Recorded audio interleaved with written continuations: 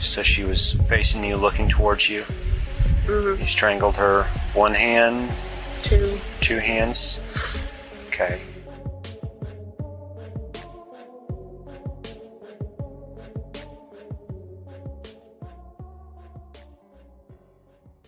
St. Martin's is a small, close-knit community located just outside Jefferson City in Missouri. It was established in the early 19th century by German immigrants seeking new opportunities in America. The town grew around the fertile farmland and strong religious traditions that were brought over from Europe. The early settlers were predominantly Catholic, and their faith played a central role in shaping the town's development. The establishment of St. Martin Catholic Church in the mid-1800s was a significant milestone, becoming not only a place of worship, but also the heart of the community. Over the decades, St. Martin's maintained its rural charm, even as the surrounding areas experienced growth and modernisation. The town evolved into a peaceful suburb of Jefferson City, with a mix of old farmhouses and newer homes dotting the landscape. The area is so quaint that the main thoroughfare has no stoplights, and there's little else other than a couple of shops and restaurants. While agriculture remained a part of its identity, many residents now commuted to work in Jefferson City, blending small-town life with the amenities of the nearby capital. Despite its proximity to the city, St. Martin's retained a strong sense of community, where neighbours knew each other by name and looked out for one another. Local events, church gatherings and school activities were central to the community's social fabric, with generations of families participating in the same traditions year after year. The community's modest size and close connections fostered a deep-rooted sense of belonging among the residents. But then on October 21st, 2009, this sense of community was put to the test, when a young girl vanished while walking home.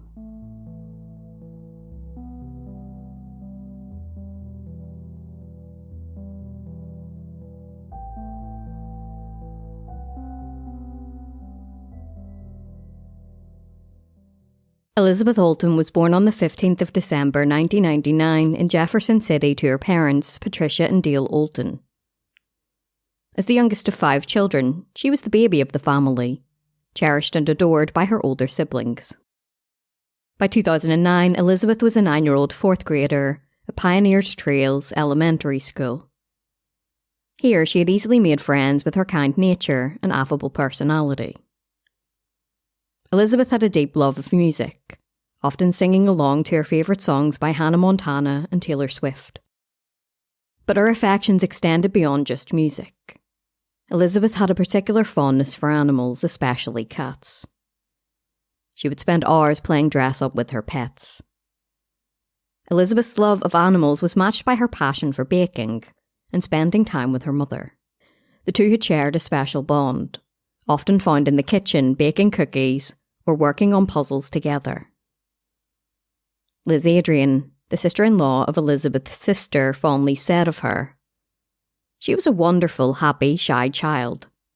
I never saw her argue with her mother, her sisters, or anyone." Elizabeth also enjoyed the outdoors. She loved horses and swimming in the creek close to their home. At night, she loved nothing more than curling up on the sofa in front of a horror movie. Despite her adventurous spirit, Elizabeth was bashful, and she had a fear of the dark, a reminder of her tender age and innocence. That year, 2009, a significant shift occurred in Elizabeth's family dynamic. Her father, Dale, was convicted of drug possession and sentenced to 4 years in prison. The absence of her father was a heavy burden on the family, altering the atmosphere in their home. While her mother, Patricia, tried to maintain a sense of normalcy for the children, the strain was undeniable. For Elizabeth, the change was confusing and difficult to comprehend.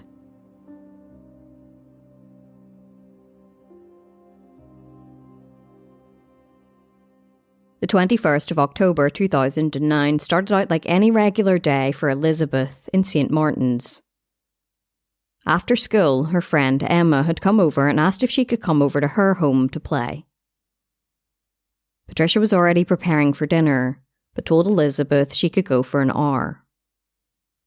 Emma only lived down the road.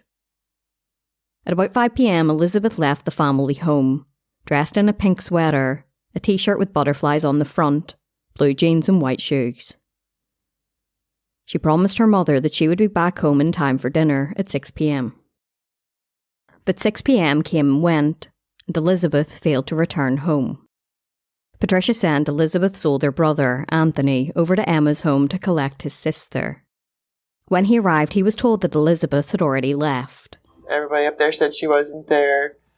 So then they started doing a search. They called in like the fire departments and local officers. And by 10 o'clock, there was probably hundreds of people looking for her.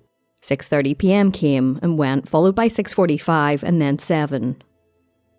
By now, Patricia was frantic and reported her daughter missing.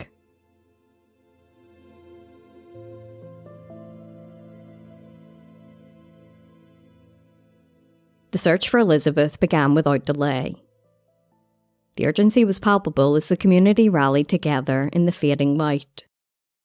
About 50 police officers descended on the area as they prepared to comb through every inch of the surrounding landscape. The neighbourhood, which was usually quiet and still, buzzed with the activity of officers and volunteers alike, all united in the desperate hope of finding Elizabeth. As darkness approached, the officers fanned out in teams, their flashlights cutting through the dark sky. They methodically searched ditches, fields and wooded areas around the family's home. Their beams of light darted over the terrain, revealing the uneven ground, tall grass and tangled underbrush that could easily conceal clues, or something far more ominous. Just before 10 p.m, the situation took on an even more urgent tone as a highway patrol helicopter roared overhead. Its infrared sensors scanned the areas from the skies, detecting heat signatures that might be overlooked by the ground crews. At Extreme Body and Paint, a local auto shop near Elizabeth's home, a command post had been established. The once bustling repair shop had become the nerve centre of the search operation for Elizabeth. Here, officers coordinated their efforts, mapping out the search grid and communicating with the helicopter crews above. As night fell and the darkness became too impenetrable for some, many searchers reluctantly returned home. Despite the dwindling numbers, however, the search for Elizabeth persisted through the night. Detectives had officially listed her as an endangered missing person, and federal authorities had now joined the growing effort to find her. The sheriff emphasised that there was no indication that Elizabeth had run away from home. An Amber Alert wasn't issued, as there was no evidence pointing to an abduction or any immediate foul play. Anna, whose daughter-in-law was Elizabeth's older sister, shared her concerns with the media. She said, "She's very shy. She's not the type to get in a vehicle with anybody." As the search intensified the next morning, detectives received a crucial lead from Elizabeth's cell phone provider. They had managed to triangulate the last known location of her phone before the battery had died. The signal had last pinged in a dense section of woods, roughly half a mile wide and half a mile long, an area now pinpointed as the focus of the search. Although the battery was now dead, this new information offered a glimmer of hope. At least they had a specific location to concentrate their efforts. The community rallied once more, pouring out into droves despite the pouring rain. Volunteers and officials alike trudged through the uneven terrain, pushing through high brush and navigating the challenging landscape. The woods were thick with undergrowth, the ground treacherous with rocks and hidden crevices, making the search slow and arduous. David Winiger, a volunteer firefighter, summed up the difficult conditions, stating, "It's very brushy, it's very hilly, there's a lot of rocks, trees and brush piles. It's a very rough place to be." The hours continued to trickle past with no new developments in the case, and panic had really sunken in by now. Elizabeth's aunt, Vicky Olten, said in the media that she was a tough tomboy, but said she was afraid that somebody had hurt her. She said, "I want my niece home. I want her safe.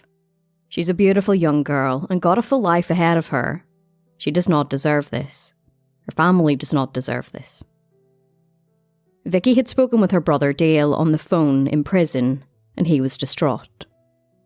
He begged her, "Please find my baby."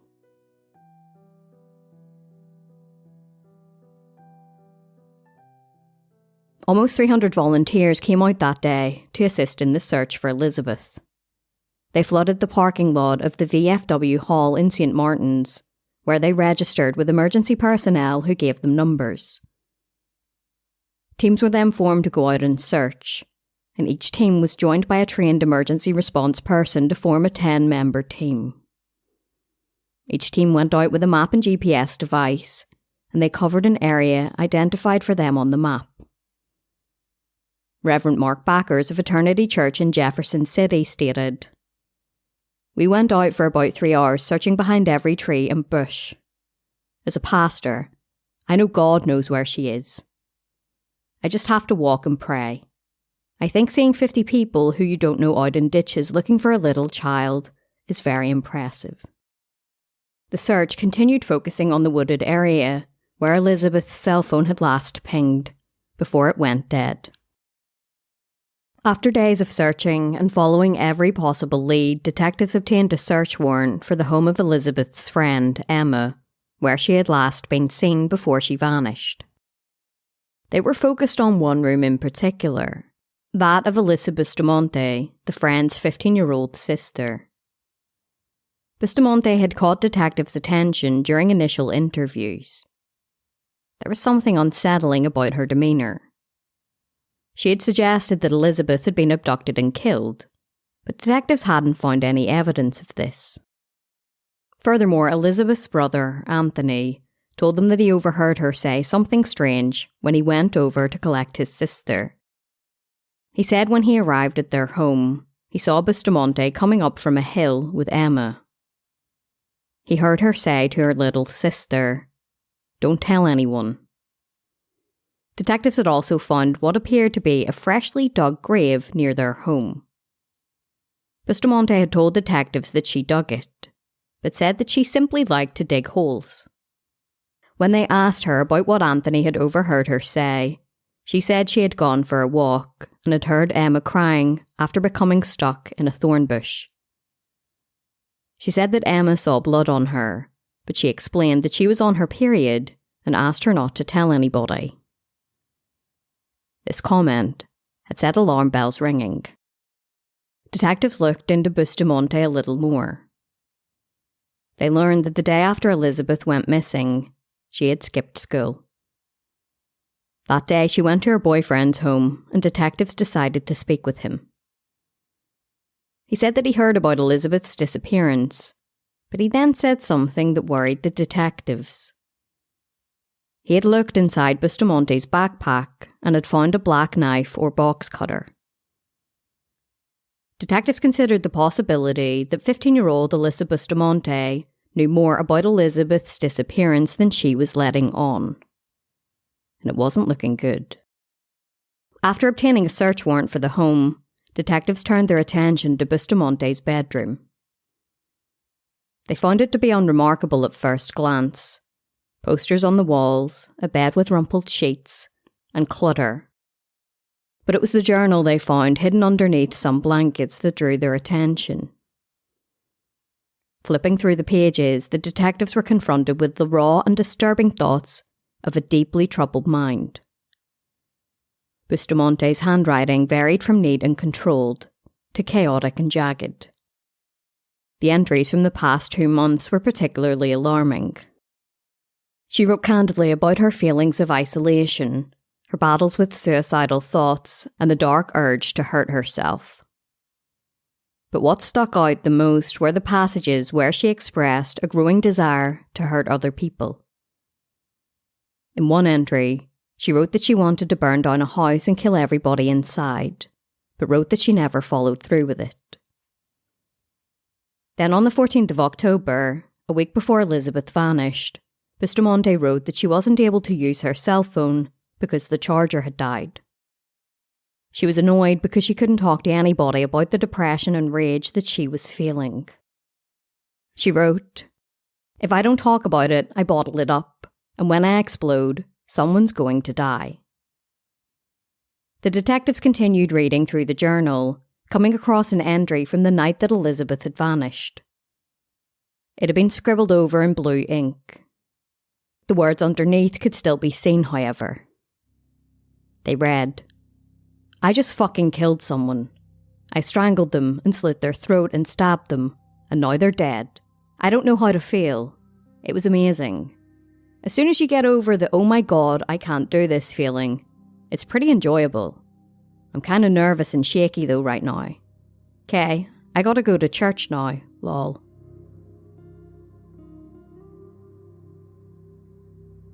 Alyssa Bustamante's early life was marked by instability and hardship, shaped by the turbulent circumstances of her parents.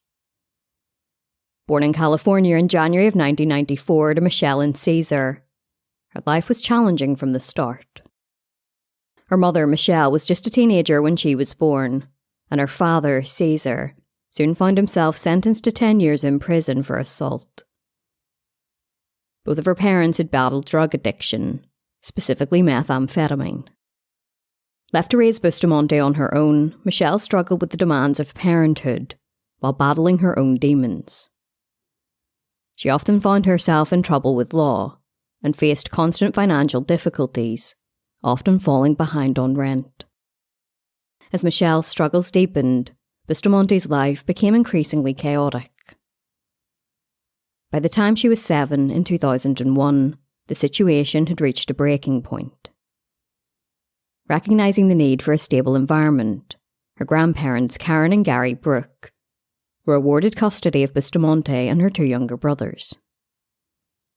Seeking a fresh start, they moved the children from California to Missouri, where they hoped to provide the structure and emotional support that had been lacking in their lives. Under the care of her grandparents, Bustamante and her brothers found a semblance of stability.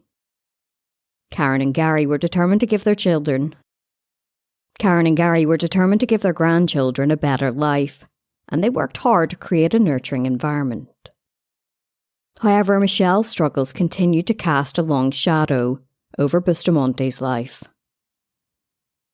Even as she found a new home with her grandparents, her mother's erratic presence remained a constant reminder of the life she had left behind. Michelle's life in Missouri was marred by a series of legal issues. Between 2005 and 2008, she lived in public housing in Jefferson City and Lake Ozark, and during this time her troubles with law had persisted. She faced multiple traffic tickets, legal battles over rent, and 3 misdemeanor convictions. In 2008, Michelle was convicted of driving while intoxicated and operating a vehicle in a careless and imprudent manner. The following year, she was convicted of possessing less than 35 grams of marijuana. Despite the efforts of her grandparents to shield her from the chaos, the instability of Bustamante's early life undoubtedly left its mark on her. The contrast between the structured environment provided by her grandparents and the turbulence of her mother's life created a complex emotional landscape. As she navigated the challenges of adolescence, the unresolved trauma and instability of her childhood began to manifest in increasingly disturbing ways. Her struggles with mental health became evident as she entered her teenage years. By the time she started the 8th grade, Bustamante had already begun cutting herself. This self-destructive behaviour escalated dramatically in September of 2007, when she attempted suicide. After a suicide attempt, I was hospitalized and put on medication and was in intensive outpatient care with Pathways. The incident occurred on Labour Day, and her grandmother discovered she had swallowed a large bottle of Tylenol pills and inflicted hundreds of cuts on herself. Among these were the words hate and pain that she had carved into her own arms. In the wake of the suicide attempt, Bustamante was admitted to Mid-MO Mental Health Centre where she spent 10 days receiving intensive care. Following her discharge, she continued her treatment through Pathways Community Behavioural Health Care. Her family was deeply involved in her recovery process, attending treatment sessions regularly and doing their best to support her. Bustamante was ultimately prescribed Prozac, an antidepressant, in hopes of stabilising her mood and alleviating some of her emotional distress. However, despite the medication and the ongoing treatment, the dark side of her personality continued to surface. Her online presence revealed a deeply troubled young girl who was grappling with violent and disturbing thoughts. She was an active user of YouTube, where she openly listed cutting and killing people as her hobbies.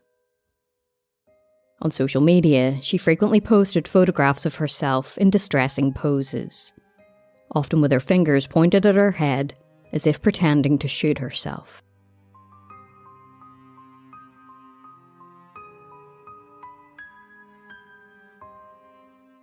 After Bustamante's ominous comments were discovered inside her journal, the search inside her bedroom continued. Detectives came across some muddy jeans and clothing that appeared to have bloodstains on them. The teenage girl was taken into the police station to be interviewed. Since she was a juvenile, her grandmother was in the room with her. The detective asked her what she had done the day that Elizabeth disappeared. Walk me through exactly what happened. We didn't go to seminary that day, right? Okay, so I woke up and I got ready and I went out to go get the bus, but I missed the bus because it doesn't usually pick me up. Okay. So I went back to the house and my grandpa gave me a ride to school. So I went to school. Okay. And I was there all day. And then I came home on the bus and I got home around 3. No, 4. 3:30. 3:30, 4. I get home around then. And I just hung out in my room for a little while. And then I went for a walk around 5, 4:35, something like that. Bustamante said she had gone for a walk in the forest behind their home. I was just walking around in the forest for a while. And I was supposed to take my little sister with me, but I ditched her because she's annoying. Okay. And I was just walking around in the forest. And then for about an hour, I came back around 5:36-ish. And I went up in my room and I heard like yelling. So I went outside and she was down in the ditch area. She was stuck in thorn bushes. So I went down there and I helped her out. And she asked me why I was bleeding. Because, I found out on my period. And yeah, don't tell anyone that. And so we went out there. And my brother and Anthony were asking about it because she was supposed to be at home or something. Okay. And I didn't really think much of it, so we just went back to the house. She then detailed what she did that evening after Elizabeth disappeared.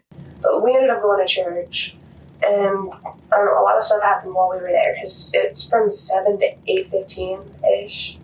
And when we came back, there was 3 sheriff cars in our property, and there was people out searching everywhere. Uh-huh. And that's pretty much it. I went to sleep after that. The detective asked her what she knew about Elizabeth. Well, she's 9. Okay. I don't really know that much about her either. Tell me what you do know about her. Okay. She'd come over and swim. She's kind of girly, not like naturistic, I guess you could say. She can be annoying. Okay. Okay. Well, there's been, there were some folks out there out in the forest, I guess, digging some holes or looking at some holes. Mm-hmm. And I guess, they had said that you like to go out there and dig holes. So, I'm going to have to ask you some stuff about yourself. Okay. because, obviously that plays in there if they were looking holes and you're out there in the forest and that sort of thing. So I guess just tell me a little bit about yourself so I understand where all this is coming from. I really like nature, animals, being outside. It's just, naturistic like that. And I get bored really easily, and I'm entertained really easily. Okay. So, digging holes is just something to do. She once more admitted that she had dug the grave-like hole found in the forest behind the home. Well, I guess, the timing for digging that hole was definitely not good. Have you ever dug a hole like that before? I have. The questioning then became more focused. I'm going to ask you because I ask everybody. Mm-hmm. Did you do anything to her? No. Did you cause her disappearance? No. Did you kill her? No. Okay. Do you know where she's at right now? No. Okay. The detective made it clear they had found her journal. We talked a little bit earlier about technology. Mm-hmm. Even if you write something down, yeah, it doesn't matter. Let's say you write it down in pencil, and then you take a pen and try real hard to scratch it out. Mm-hmm. That doesn't make it go away. Okay. It's still there.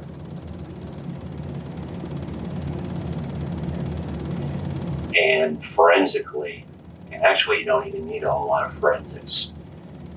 If you hold it up to a light, you can see what was written.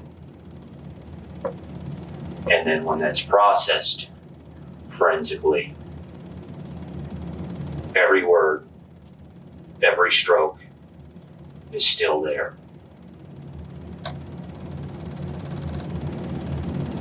Do you hear me? Mm-hmm.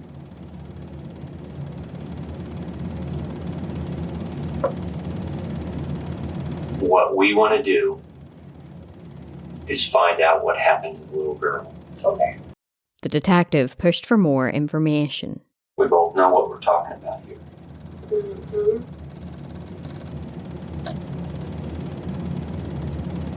Where's she at? I don't know. I'm sure we can erase that.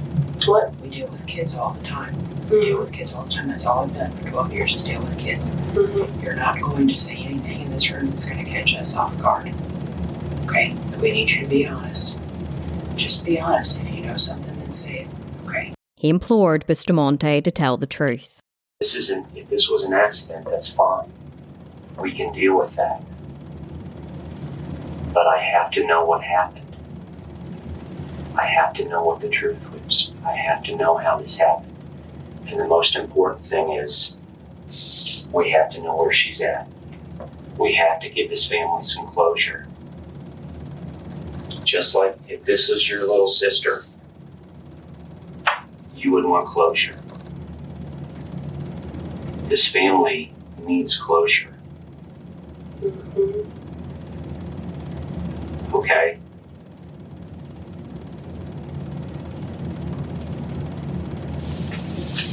Let's start at the beginning. Is this something that was planned out, or was this just an accident? It was an accident. Okay. Bustamante became emotional and changed her story.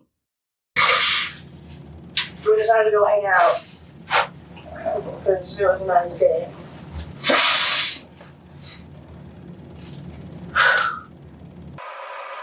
We were just messing.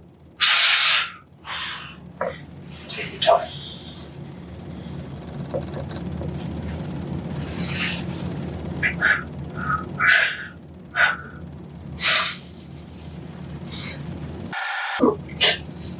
We were just messing around.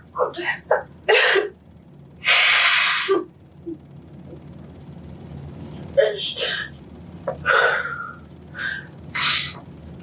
she fell. She died.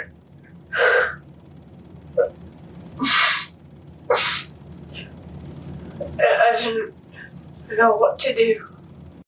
She claimed that Elizabeth was dead, but that it was accidental and she had burned her body. It doesn't matter whether the body's burned or not. Mm-hmm. They'll go through and do an autopsy, Okay. and they will discover every injury on her body and the cause of death. And I understand you say she fell, and that's why she died. However, they will know from the autopsy if she was shot, if she was hit in the head, if her throat was cut. They will know all of that from the autopsy. So we need to know the truth, because at the end of the autopsy, they will know exactly how she died. So we need to know now the full truth, full disclosure right now, so it doesn't come out later that, well, I wasn't telling the full truth again. The detective told Bustamante's grandmother that she could leave the room. Grandma? Oh my God. She can get out. She was Grandma to leave. I'm not going to ask any questions right now until we get...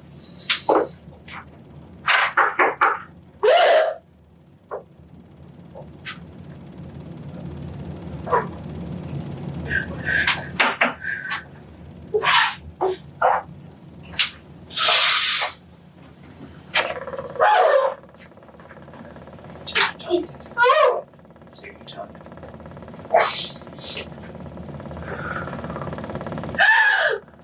Do you want to drink water? Take your time.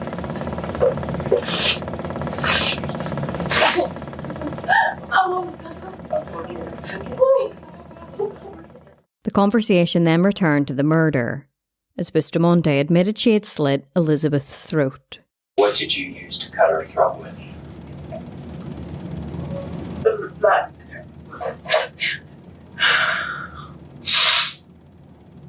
A pocket knife?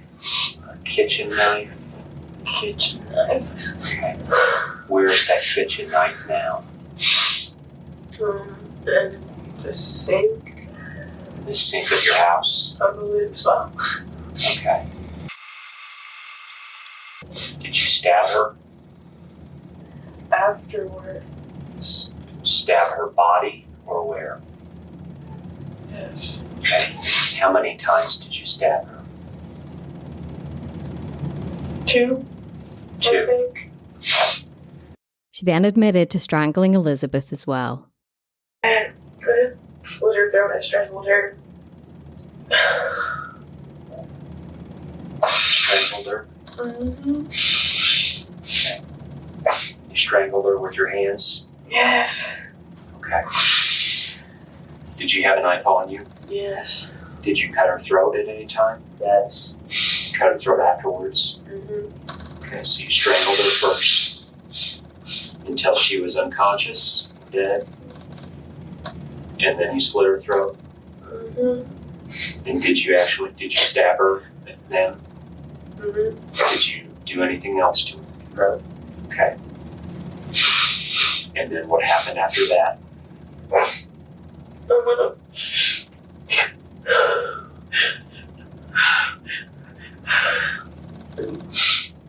bury your body. You buried her? Yes. Is her body still out there?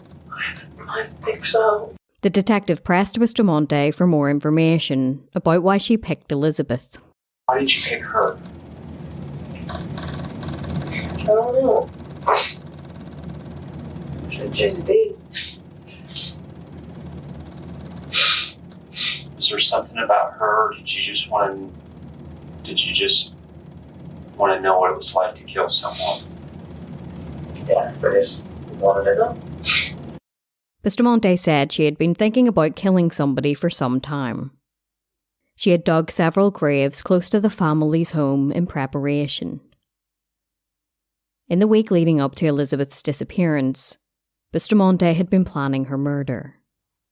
As Sergeant David Rice later said, ultimately, she wanted to know what it felt like. That evening, Bustamante had used her younger sister to lure Elizabeth over to their home. They played outside, But before she left, she told Elizabeth that she had a surprise for her in the woods. After the confession, detectives took Bustamante over to the forest to point out where she had buried Elizabeth's body. It is date's October 23rd, 2009, 2 o'clock.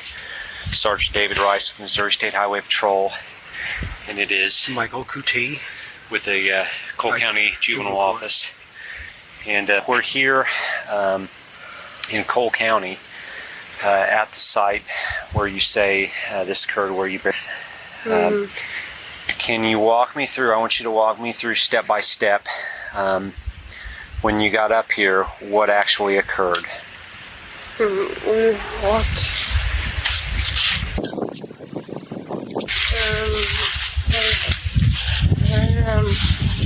Here, where everything just happened. And then I dragged her into the hole. Buried it. Okay. What happened here? I strangled her. Okay. And then cut her throat and stabbed her. Okay. When you strangled her, was she facing you? Yeah. Okay. So she was facing you, looking towards you. Mm-hmm. You strangled her. One hand. Two hands. Okay. And what happened? Did she stand up, fall to the ground? What happened? She'd fallen to the ground. Okay. Was she moving at that point? No. Okay.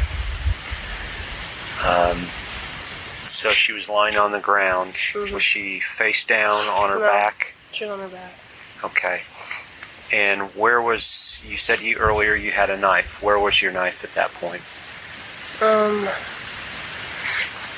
I put it back in my pocket. They asked her for more information at the scene. Okay. And what did you do with the knife? I put it in the sink. No. When you were here, once you said she was on the ground not moving, you said, after that point, what did you do? I cut her throat and then stabbed her. You cut her throat and stabbed her. Where did you stab her? In her chest area. In her chest area? Yeah. In the front or in the back? Front. In the front. Okay. How many times? Twice, I believe. She continued, telling them. Twice. Okay. And then what happened after that? Dragged her into the hole. Dragged her into this hole over here? And buried it. Okay. And when did you dig that hole? Friday. Okay. How did you cover her up? Did you have a shovel or something here? I just used my hands. Used your hands? Okay. And this is the hole over here? She's under. How deep is that hole? It's not very deep. Okay. All right. Okay, and I think we've talked about everything else back at the office. I just wanted to go over. Is there anything else? This all happened right about here? Mm-hmm. Are you pretty sure of that? Yeah. Okay. Did you leave anything out here that you can think of? I think she dropped a piece of gum somewhere. You did? She did. She dropped a piece of gum? Where do you think that was at? I'm not sure. It's probably under some leaves now, but... What happened to her phone? I'm pretty sure it was in her pocket the entire time. In her pocket? Yes. So do you think her phone is in her pocket in that hole? Yes. Okay. Did you ever hear it go off? No. Out in the forest, detectives unearthed Elizabeth's body. It was just several hundred yards away from Bustamante's home, but it was an area that detectives had searched before. Sheriff Greg White later said, "The body was very well concealed."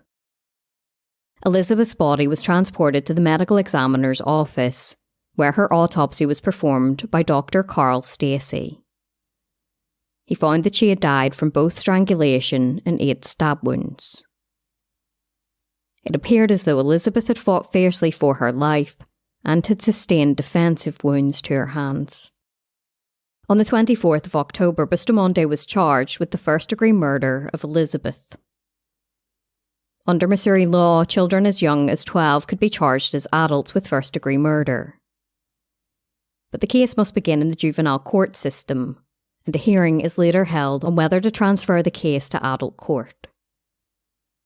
After the charge, Bustamante was placed in the custody of the juvenile justice system and was ordered to undergo a background and psychological check. She was also ordered to appear in court for a hearing to determine whether she should remain in custody or be released to family. During that hearing, a judge ruled that she should stay in custody, and he announced that he was still deciding on whether or not she would be tried in adult court. While he was deciding that, hundreds of people came together for Elizabeth's funeral. They were all dressed in pink as they sat down inside Concord Baptist Church. The service was presided over by Reverend Monty Shinkle, who said that Elizabeth deeply cared for others. He stated, "She was a giver. She gave of her love to family and friends."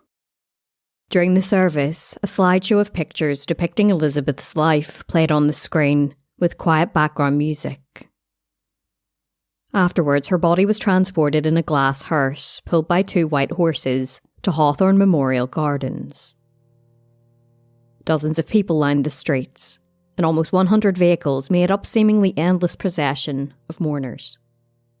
One of them, Sandy Robinett, said, "Jefferson City is small enough that people know people, or people are related to people. We sent an email around and just decided we want to come up here and show our respects." Over at the cemetery, they released pink balloons followed by 2 white doves and more pink balloons.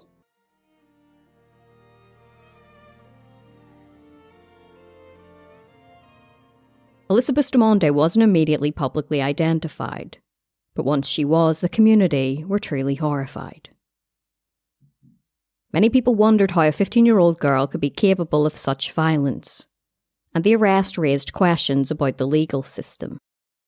At the local store, people chatted amongst themselves in hushed tones, asking each other their opinion on the case and what should be done with a troubled teenage girl. Should Alyssa Bustamante go to the juvenile system, where she could get treatment for her mental health problems? Or would she be better suited in the adult prison system? Missouri had a juvenile justice system, but it had no secure place for a teenage girl. In fact, it was a system that was built solely for boys. Bill Heberly, Deputy Director of the Division of Youth Services, stated, "We simply don't receive that many young girls that are committed to us for heinous crimes. Our girls tend to be more violent towards themselves." The community came together to try and help Elizabeth's family in any way possible. The Central Missouri Riders held a fundraiser in her memory and raised around $800. Tammy Weeder, one of the members, stated, "We're just a bunch of bikers that want to do something, anything, to help the family in this tragic situation." It was ultimately decided that Alyssa Bustamante would be tried as an adult. During her adult certification hearing, she was described as a girl who was bright but depressed and clever in a sometimes sneaky sort of way. She had ranked in roughly the top third of her class at Jefferson High School, and the principal said she had never been in trouble before. She had a higher IQ and was able to do her schoolwork if she put her mind to it, but she had told family and counsellors that she was bored at school. When she was 13 years old, she had tried to take her own life and had been receiving mental health treatment for depression and self-harm. According to David Cook, the chief juvenile officer in Cole County, she had once led her family to believe she was attending a local church event. The truth was that she had snuck off to a concert about 2 hours away. On 1 or 2 other occasions, she had spent the night in the forest without anybody's knowledge. Bustamante's juvenile defense attorney, Kurt Valentine, had argued to let her stay in the juvenile system. He told the court she had tried to cut herself with her own fingernails after her arrest. He argued that she could potentially be rehabilitated before being set free once she turned 21. He further warned that if she were sent to adult prison, she would kill herself or be assaulted and killed by the other inmates. He testified, "We are throwing away the child and signing a death sentence for Alyssa. She's not going to survive her time in the Cole County Jail." But the judge ultimately decided that she would be tried as an adult, and hours later, first-degree murder charges were handed down. She was additionally charged of armed criminal action for using a knife to kill Elizabeth. The judge then entered a not guilty plea on her behalf and referred her to the public defender's office. Throughout the proceedings, Bustamante was completely expressionless. She sat with her hands shackled around her waist and occasionally looked down towards the ground. On one side of the courtroom sat Bustamante's mother and grandmother. On the other side sat Elizabeth's family, several of whom were dressed in pink. After the court hearing, prosecutor Mark Richardson said to reporters, "Our indictments are for adult-like crimes, and we will seek an adult-like sentence." But even if he were successful in a conviction, there was still the possibility that Bustamante would end up in the care of the State Division of Youth Services.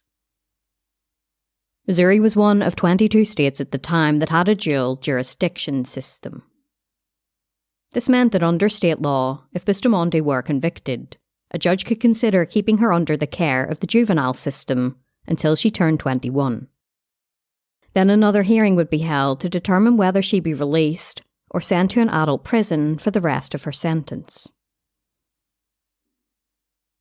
Alyssa Bustamante was sent to the Morgan County Jail, where she was surrounded by adults. The public defender's office requested that she spend 96 hours at the Fulton State Hospital to address her mental health. Defense attorney Jan King cited her previous suicide attempt and said that she was demonstrating signs of severe depression and anxiety.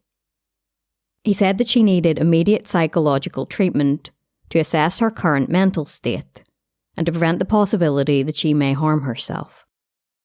The request was denied. Then in December, Bustamante appeared in court, where her defense attorney requested that the trial be moved. He said that she couldn't get a fair trial in her home county because residents were biased against her. Defense attorney King stated, "The inhabitants of this county are so prejudiced against the defendant that a fair trial cannot be had in this county." The judge turned down the request, but he did agree instead to select a jury from outside of Cole County. Bustamante's defense team subsequently filed a motion requesting that she wear her regular clothing when she went on trial as opposed to her jail uniform. Judge Patricia Joyce granted the motion, and she then set the trial date for May of 2011, but this was then pushed back until June and then September. In October, it was the 1-year anniversary of Elizabeth's murder. Friends and family gathered at Concord Baptist Church to mark the event. Most in attendance wore pink, and some had t-shirts with Elizabeth's face emblazoned on the front. Photographs of the 9-year-old sat alongside candles at the front of the church. Among those in attendance were the detectives who worked on the case, as well as prosecutor Mark Richardson and Captain John Wheeler. During the service, Elizabeth's mother, Patricia, read a letter to her daughter. She said, "You stole our hearts the day you were born. Your smile, your laugh. Right from the start, we all knew you had an exceptional heart. We watched you laugh and play and grow into a little lady. You gave the best hugs and kisses around, and you made everyone your friend. But a year ago, you were taken away and our hearts broke on that fateful day when the world turned into an ugly place. It's hard for us to smile and go on, knowing you're far away, but we do smile when we think about all the great times we had with you and the love you shared with everyone, and the love we still have for you. So Elizabeth, our little angel, even though we are far apart for now, we know we will see you again, and you will live forever in our hearts."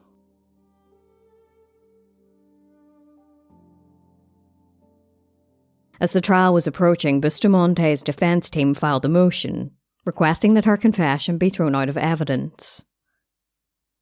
During the interrogation, Toby Mayer, a juvenile officer, was present and the judge ultimately agreed to suppress the evidence, but only a portion of it.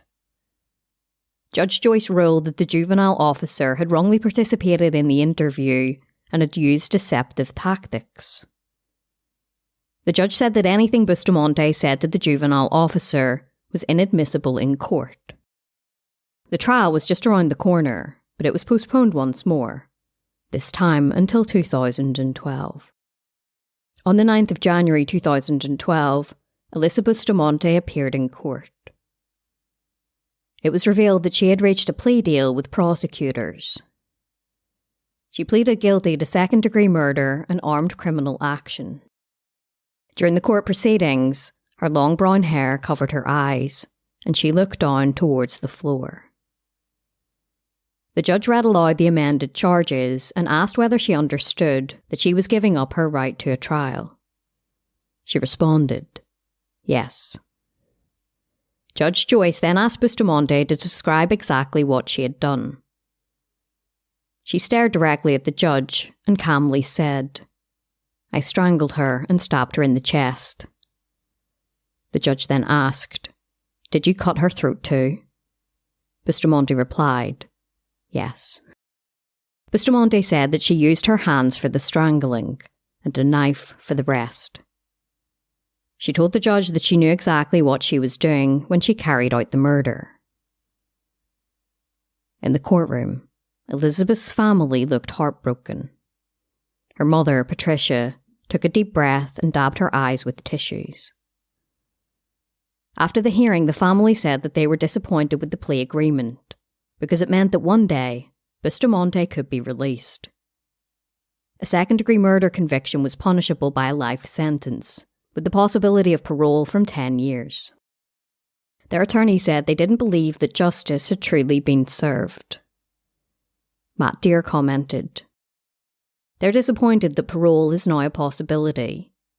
It's kind of devastating to relive the event and hear some of what was said in the courtroom today. Bustamante's defense attorney, Charlie Moreland, also had some comments after the plea. He said she had decided to accept the plea deal because she wanted to take responsibility over what she had done. Alyssa Bustamante returned to court on the 6th of February for the sentencing phase of the trial. The prosecution and Elizabeth's family were hoping for the harshest sentence possible. Her mother, Patricia, described her daughter as a happy little girl when she left her home about 5 p.m. after begging to go and play with her friend, who was Bustamante's little sister. Patricia tearfully said to the judge, so much has been lost at the hands of this evil monster. Elizabeth was given a death sentence, and we were given a life sentence. She then spoke about Bustamante, emotionally stating, I hate her. I hate everything about her. The judge cut Patricia off as she described Bustamante as not even human. Elizabeth's older brother, Anthony, was emotional as he read his statement.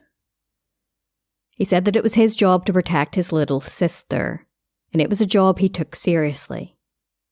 He stated, I never thought I'd have to protect her from a supposed friend. It's all because of this monster. Testimony was presented from a handwriting expert who took the judge through Bustamante's journal. He read the disturbing entry she had written and then scribbled out after killing Elizabeth. The defence highlighted Bustamante's troubled childhood as part of their argument about why she should receive leniency. They called her imprisoned father and grandmother to the witness stand, and they detailed a family with a long history of drug abuse, mental problems and suicide attempts.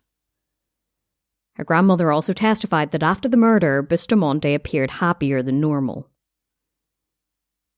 Alyssa Neitzer, a nurse from the University of Missouri Hospital who examined Bustamante in jail, told the judge she documented more than 300 scars from intentional cuts.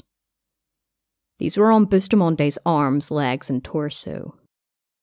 Among those scars were a peace sign, 2 broken hearts and the word hate.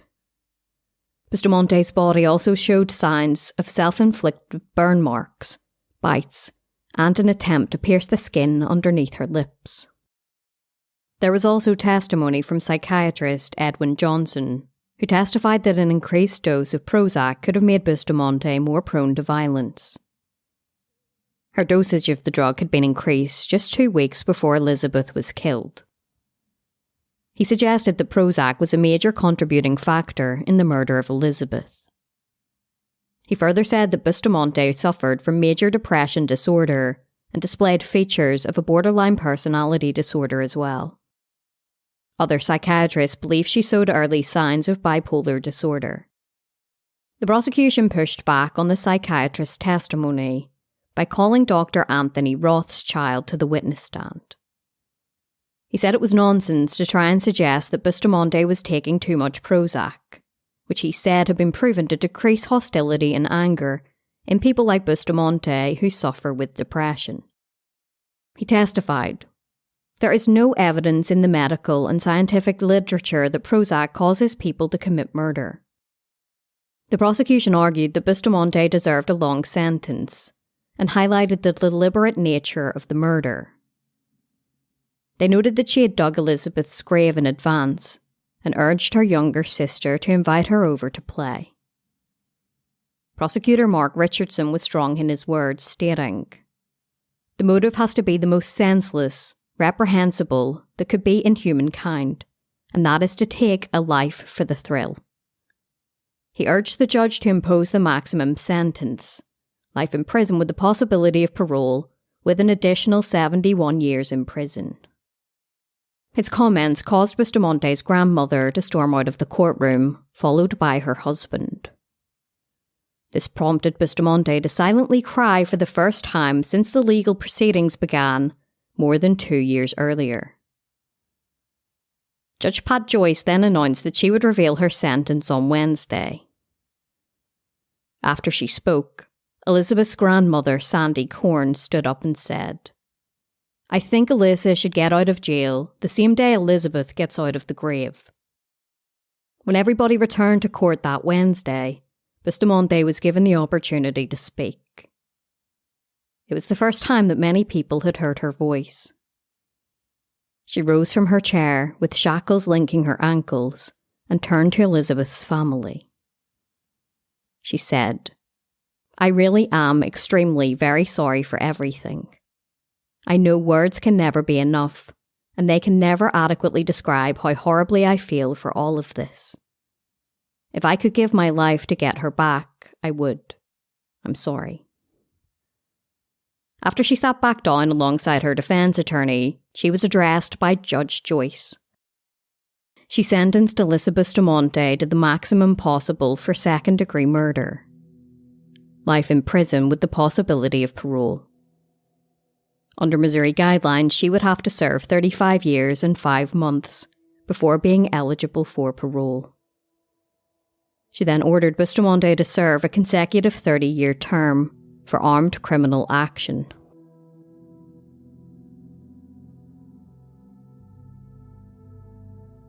Alyssa Bustamante began serving her sentence at the state's Women's Eastern Reception and Diagnostic Centre, but in October she was hit with a lawsuit. Elizabeth's mother filed a wrongful death lawsuit against her and Pathways Behavioural Healthcare and 2 of its employees. In the lawsuit, Patricia said that her daughter had died related to certain actions or omissions of the defendants. She noted that Bustamante had been under the care and treatment of Pathways and argued that her violent propensities had been well documented. She further argued that Pathways took no action that resulted in her detention and therefore didn't prevent Elizabeth's death. Then in November the following year, Bustamante appealed her guilty plea and asked for it to be vacated, corrected, or set aside. Her new attorney contended that her due process rights had been violated and that she faced cruel and unusual punishment. She appeared in court on the 31st of January the following year and said she only pleaded guilty to avoid a mandatory sentence of life in prison without parole. Basically, the main reason for accepting the offer was to avoid the absolute certainty of life without parole. If there was another option, then there would have been no reason to have accepted that offer. Her new attorney, Gary Brothers, argued that her defence attorneys had provided her with ineffective counsel in advising her to plead guilty rather than face trial. At the time, the US Supreme Court had been considering cases that challenged mandatory life without parole sentences for teenagers convicted of murder.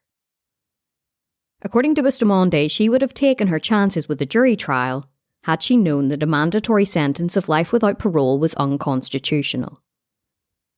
The US Supreme Court had made that ruling just 2 months after Bustamante pleaded guilty. The judge ultimately denied a new trial and wrote, "The evidence against Bustamante was both strong and aggravating, and this plainly would not favour her at any trial. Her attorneys were correct in addressing the strength of the case against her." Then the following year, the wrongful death lawsuit was dismissed, but Patricia filed another one. This lawsuit was similar to the first one, and she argued that Elizabeth had died while Bustamante was under the care and treatment of Pathways. In July of 2017, the lawsuit was settled, and Bustamante was ordered to pay Patricia $5 million plus 9% interest until the debt is paid. Obviously, Alyssa Bustamante didn't have that kind of money. Her account at the Women's Eastern Missouri reception showed less than $500. But for all practical purposes, the settlement prevented her from selling movie or book rights or gaining more than $25,000 a year in profits. If that happened, all the money would go to Patricia.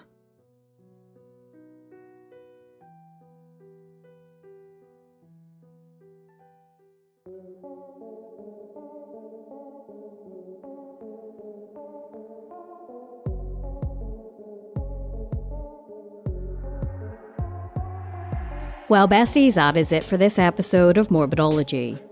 As always, thank you so much for listening, and I'd like to say a massive thank you to my newest supporters up on Patreon, Patrick, Victoria, and Cher C. I'm sorry if I absolutely butchered that last name. You can join us up on Patreon for as little as $1 a month, and there are absolutely no obligations. You're free to cancel your subscription at any point. Patreon really helps independent shows continue to keep running, and I genuinely do appreciate all of you. If you didn't know it already, Morbidology has a private Facebook group, and I'd love for you guys to join and share your thoughts on any of the episodes. Just head on over to Facebook and search for Morbidology, and it should pop up in the groups. Remember to check us out at morbidology.com for more information about this episode and to read some true crime articles. Until next time, take care of yourselves, stay safe, and have an amazing week.